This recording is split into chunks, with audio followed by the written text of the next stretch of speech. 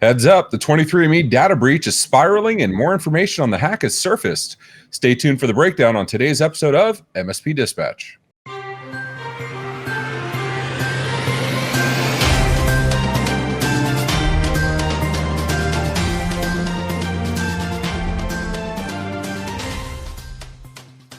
The 23andMe data breach that keeps on spiraling, written by Lily Hay Newman for Wired. 23andMe's data breach continues to unravel, with the company disclosing the new details that raise more questions than they answer. While the initial report claimed only 14,000 accounts were affected, it now appears that 5.5 million users had their DNA relatives data accessed and 1.4 million had family tree information compromised. 23andMe blames credential stuffing, but users, including cybersecurity expert Rob Joyce, disagree. Joyce's unique email address, used only for 23andMe, was compromised, suggesting a broader attack. Further investigation revealed Joyce's data was likely exposed through a separate MyHeritage breach in 2018, highlighting the risks of data sharing across platforms. This incident highlights the importance of transparent communication and clear definitions when reporting data breaches, especially when handling sensitive personal information. Furthermore, the discrepancy between the initial and revised reports, as well as Joyce's experience, raises concerns about 23andMe's handling of the incident and true extent of the damage. Jason, we've heard these things before where they'll say one thing happened and then it only leads to more questions. Yeah. The IT glue password reset's probably the most recent I can in the MSP space. Yeah. What raises your spidey senses when you hear stories like this? I mean, I use 23andMe, so I do believe I have that feature turned off. So if it really is just a case of the DNA relative stuff, I don't think they have my data.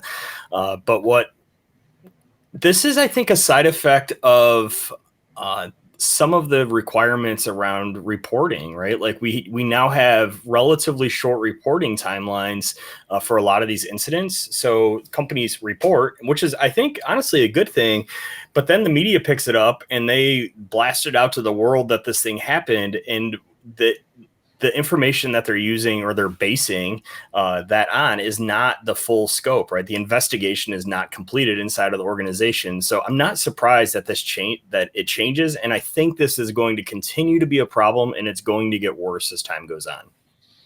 So we see good examples, right? Cloudflare is notorious for when they have some kind of incident, they put out awesome reports. They don't put them out immediately, though. Yes, and we've talked about those reporting requirements where how much information can you really give if you have to report within 3 days or 7 days or whatever, it happens to be. But there is a line, right? There is a line where you're taking too long, right? And we've seen this with bug reports and vulnerability reports. We have these exact same problems.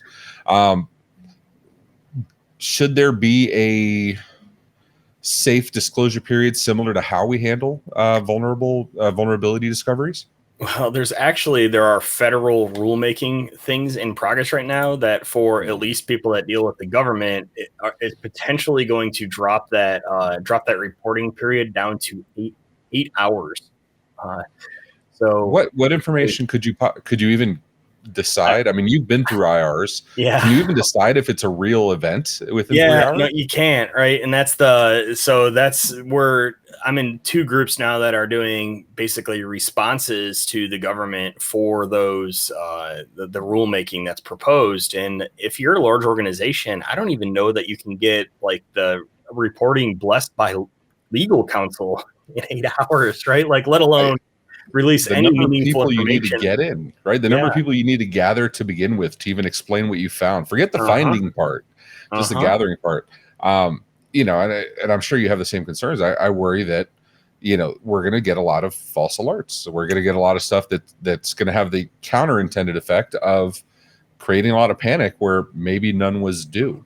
Yeah, I think that's a very real concern, that like at some point or another we end up with this weird boy that cried wolf thing here, that we can't trust that there's been a breach anymore because everyone is forced to report really quick. The media picks it up, right? Like, part of this, I say on a media show, part of the problem is the media culture of like, I'm going to be the first one, I'm going to break the story, right? Like, we definitely rush to get information out to the public before the overall scope of things is understood. Yeah, I agree with you. at least I can speak for MSP Dispatch. We don't put out early stories for that exact reason. I'd rather sit. We've done that a couple times where, we'll get people respond back and why aren't you covering this yet? And it's because we don't know.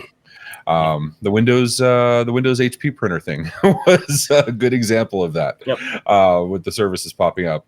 Well, Jason, thank you so much. Thanks for tuning in. If you found this eye-opening, catch MSP Dispatch every Tuesday and Friday at 10 a.m. Eastern for more in-depth news coverage. Share your thoughts below and remember to hit that subscribe button. See you next time.